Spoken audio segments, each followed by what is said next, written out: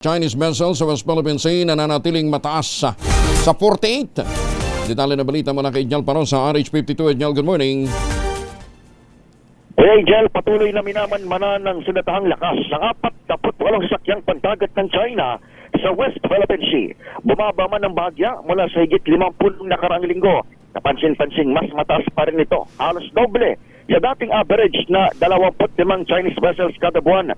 Partikular na na-monitor ang People's Liberation Army at China Coast Guard sa mga key areas ng Pag-asa Island, Bao de Masinloc, Escoda Shoal at Ayungin Shoal hanggang nito nga 2 ng Pebrero.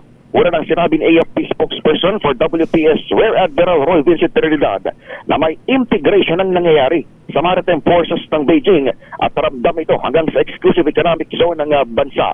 Samantala, tiniyak naman ng hukbo ang kakayahan ng Pilipinas na makita ang presensya ng naturang mga dayuhan sa karagatan. Patunay riyan ang pagkakatala ng 16,670 na kabuuang foreign vessels na dumaan sa iba't ibang katubigan ng Pilipinas buong buwan pa lamang ng Enero ngayong taon.